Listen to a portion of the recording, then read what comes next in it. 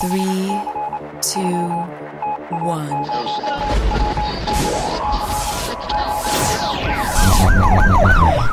We'd like to welcome you to another edition of Grok Talk, brought to you by New Hampshire's leading conservative blog site, GraniteGrok.com. We are your feared extremist, right-wing, hard-charging, gun-toting, opinionated, outspoken, rabble-rousing, letter-writing, radio microphone-stomping conservatives and rational libertarians. So get ready for more news and opinion you could only get from GraniteGrok.com. Grok Talk. All right, we want to welcome our The Rock at NHCR.com listeners. Having all kinds of technical issues this morning, and bringing the show in twice. For those of you who are already on the program, thank you for being patient. Nothing started right this morning as far as the sound on my system. Normally we would have 5 minutes of ads and promos, and then we would start the actual show.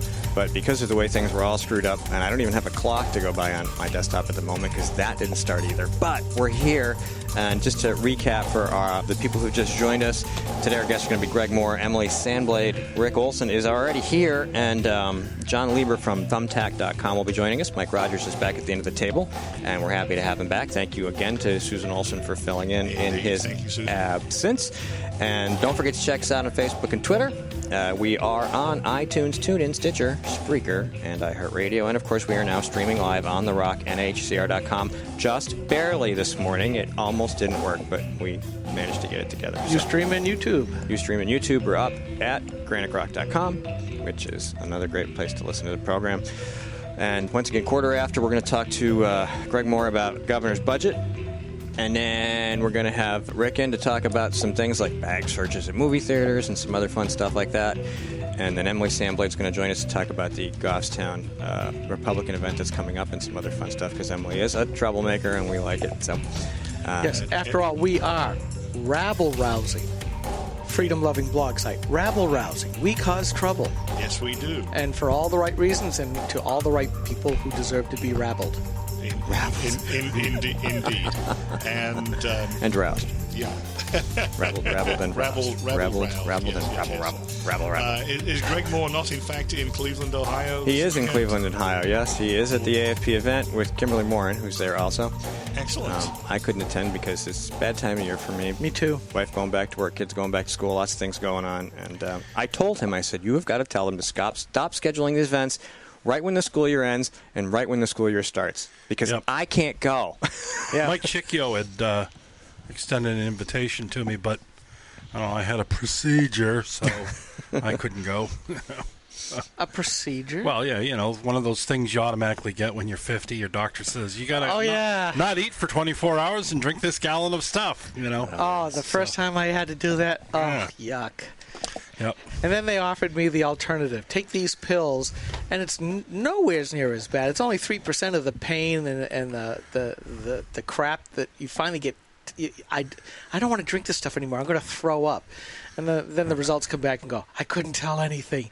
You should have taken the other one. Well, gee, thanks, Dad, for Doc, for giving me the option. You gave me the option. Why are you mad at me? And the actual procedure itself is not a problem. It's the preparation for the procedure that's a nightmare. It's not eating for 24 hours. Oh, that's easy. Anybody looking at me knows that's a challenge. and then drinking that solution, it's like drinking baking soda and water, basically. Well, did they tell you to use like Gatorade or something, mix it in? Oh, yeah, but you know what? Overlip through the gums, Well, you're drinking 64 ounces of fluid or 128 ounces of fluid with this, stuff in it over the course of 2 hours. And that's all you're drinking. And you just want to throw up, really. Yeah. That's what it comes down to. The last 45 minutes is like... Yeah, so, I get there, I have the procedure. It was nice. They, they put you under, and next thing you know, you wake up and they go, all done. So I could deal with that part of it. Yeah, that's the drugs are great. Yeah, it's like you start seeing double and you go, time for me to go nighty-night, and I hear the nurse going, yep, okay, just roll over. Thank you. Roll over on your left side. Yes. So, anyways, it's nice to have you here. This isn't normally what we talk about. I've been busy nuts, just crazy. Yeah, you've been putting in. You're wearing your hat, Londonderry Fishing Game. You're putting in a long range, 200, 400 yard range. It's under construction. Cool. We're doing rock crushing right now because we just got all the blasting done. $92,000 worth. Hang on a second. Ooh, those are cool videos, by the way. I Oh, bet. Yeah. We videoed the blasts. Yeah. Put them on well, YouTube. We'll take them. Yeah, we need to put them on Granite Rock. Oh, they're right on the Londonderry Fishing Game Club Facebook page. They're awesome. Okay. Let us know which one is better than the others. The most recent one is the best because what we did was the drilling company drilled a whole bunch of holes, and then they used 14,000 pounds of explosives. Oh. And it was pretty epic. I mean, have you ever seen rocks as big as basketballs fly in the air about 100 feet? That's cool. It must have been like some of the coal mines, the open pit coal mines, or some of the other mining operations where you just see the boom, boom, boom, boom, boom, boom, and then everything going, and then everything going plump. That was the one last blast we got all the calls from the cranky neighbors. Because their windows shook or their houses shook. So you saved the best till last, right? Absolutely. Little bump here, little bump there, and then ba-boom. And among that mix is always that one woman. You tell her what it was. You're only doing. There was just the one blast. This isn't something we regularly do, and she's still at you going neep neep neep neep. So you just tell her, look, you get over it with time, medication, and counseling. That's all I have for you, lady. Sorry. Watch your fingers. I'm hanging up the phone. That's the end of that. Nice, nicely done. We can always depend on you. You can only take that stuff for so long, right? Oh yeah, it's after a while it's like nails on the chalkboard. You've made your point. I get you're upset. Goodbye. Yeah. I don't know how to. You've made your point, and it won't happen again. Goodbye. I can't mollify you. And the whole thing is, for those of you who are out there going, what is he talking about? Londonderry Fishing Game is probably one of the biggest and certainly the best run. I would say it's for the complainers. For complainers, we know how to manage complainers. Yeah. Yeah, gun clubs in New Hampshire. It is near some You were there, and then the population. And the population came after. Right, and they keep complaining about it over and over and over again. And that's in spite of the fact you've got a pretty big buffer zone around you. The road winds its way in about a half mile through trees and under a power line before it gets to the club. On the face of it, it seems logical. People are like, well, you guys were there first, but think about this.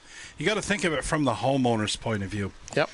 You buy a house, okay, and you're trying to have a barbecue or a kid's birthday party and there's gunfire going off, right? So I don't think the argument really matters to those people that we were there first. That doesn't, there's a certain solipsism that goes with buying a house near a shooting range. If you buy at the closing, they give you a bag of solipsism. Because when you say, hey, look, we've been here 63 years, it's boom, that's gone. It doesn't even register. Well, this is like the people who move into the flight paths of the airports. Yeah, or near pig farms. Yeah. Oh, the same thing. Or chicken farms. Yeah. Folks, this existed before you moved here. You failed to do your due diligence. If you didn't want to put up with the smells from the pigs or the chickens, and you didn't want the fireworks, or you didn't want the gunfire, or you didn't want the big old jets, you should have looked a little bit harder. Yeah, I mean, you can excuse the airport's things a little bit if the airport expands big, like Heathrow did in the 50s and 60s, and they soundproofed all the houses. The interesting thing. Okay. We're going to take a break. We're going to call Greg. Everybody stay tuned. This is the Coalition of New Hampshire Taxpayers. We're located at 8 North Main in Concord, New Hampshire. This is the repository for all things conservative and municipal. So if you have a problem in your town, your school, your budget committee, the right to know law, and now, at the top of our list is voter fraud. You have a tip for us, some information for us, you want to join or help us out, cnht.org.